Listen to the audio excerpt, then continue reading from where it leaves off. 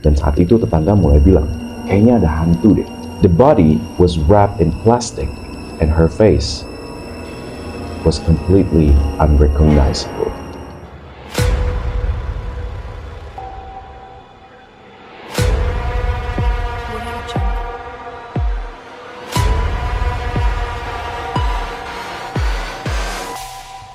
Halo para Freaky Minds, balik lagi di channel gue. Gimana kabar kalian weekend ini? Gue harap semuanya baik-baik ya. Guys, kalian tuh percaya gak sih sama yang namanya hantu? Kalau gue, jujur aja ya, gue memang percaya dan harus percaya ada dimensi lain atau ada makhluk-makhluk yang diciptakan Tuhan itu yang memang kita nggak bisa ngelihat gitu loh guys.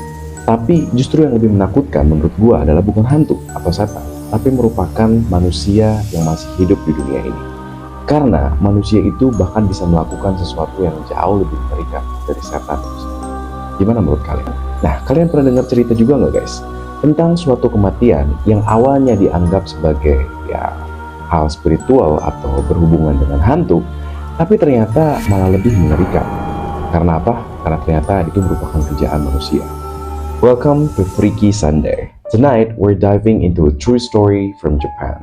A case where neighbor believes a ghost haunting their building. But in the end, what they uncovered was way darker than any spirit. So this happened in Osaka, Japan in early 20s. Jadi di sana ada sebuah apartemen tua, tepatnya di kamar 203, yang pada saat itu mulai membuat para tetangga menjadi resah. So people living nearby, itu mereka mencium bau yang aneh dari dekat kamar tersebut. It smells like something rotten. Dan yang lebih aneh lagi, salah satu pengalaman horor mereka, katanya mereka itu sering banget melihat ada bayangan dari dalam kamar itu, yang padahal katanya kamar itu sudah kosong sejak lama. Dan saat itu tetangga mulai bilang, kayaknya ada hantu deh, karena mereka itu katanya sering dengar ada kursi yang digeser dari dalam kamar itu tengah malam. Terus ada juga yang bersaksi kalau mereka itu ada mendengar suara tangisan pelan jam 2 pagi. But yet no one dared to check inside. Karena di Jepang, kalau kalian nggak tahu, sebuah tempat atau apartemen yang dianggap berhantu itu bukan merupakan hal yang baru lagi guys. Bahkan ada istilahnya itu jikobuken atau stigmatized property, yang artinya properti yang pernah jadi lokasi bunuh diri atau pembunuhan atau kematian secara misterius itu memang disakralkan di sana. Tapi ternyata ada yang jauh lebih disturbing lagi guys. Jadi katanya, beberapa bulan sebelum aroma tidak enak itu muncul, ada seorang mahasiswi cantik bernama Haruka Tanaka yang dilaporkan hilang. Haruka ini berumur 22 tahun, dia seorang gadis yang cheerful dan dikenal sopan lah sama banyak orang. Teman-temannya Haruka ini juga bilang kalau Haruka ini anak yang baik dan gak pernah neko-neko. Sampai tiba-tiba, Haruka hilang tanpa jejak. Teleponnya gak bisa dihubungin, bahkan sama keluarganya. Sampai pada akhirnya orang tua Haruka ini melaporkan kehilangan anaknya pada kepolisian.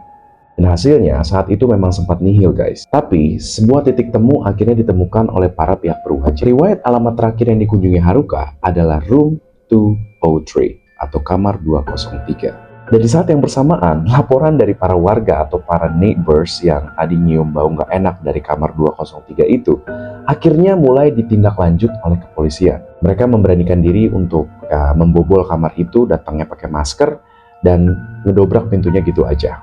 And you know what? What they found was not a ghost. Melainkan yang mereka temukan adalah tubuh Haruka dalam keadaan sudah membusuk, disembunyikan di bawah tumpukan kasur dan karpet.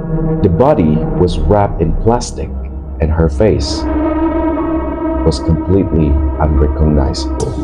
Jadi ternyata guys, jasad itu sudah berada di kamar tersebut selama berbulan-bulan dan tanpa ada satu orang pun yang curiga.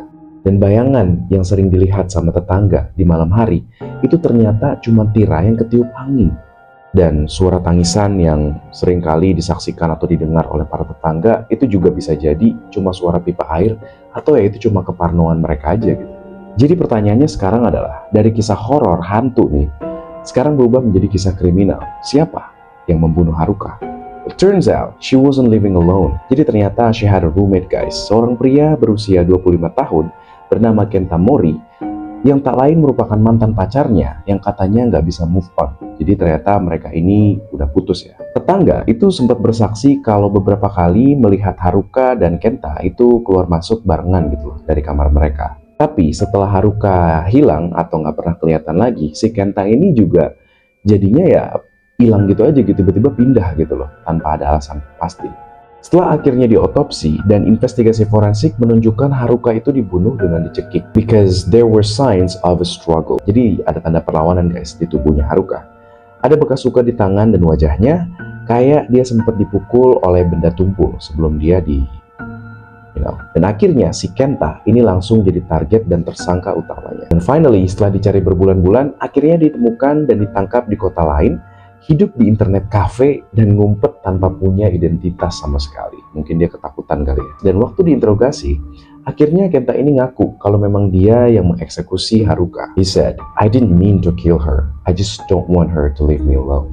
Jadi ternyata pada malam terakhir Haruka, mereka itu sempat bertengkar hebat karena Haruka itu minta putus, sementara Kentanya ini nggak mau guys.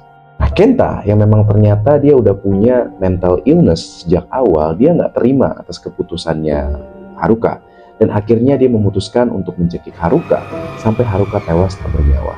Setelah itu ya si Kenta ini panik dan akhirnya berupaya untuk gimana caranya untuk menyembunyikan jasad dari Haruka. Ya dia berharap saat itu orang bakalan ngira Haruka itu bunuh diri atau ya hilang gitu aja gitu. Dan ini yang paling mind blowing sih. Setelah dia mengeksekusi Haruka, si Kenta itu ternyata dia sempat stay for 3 days in the same room with the body.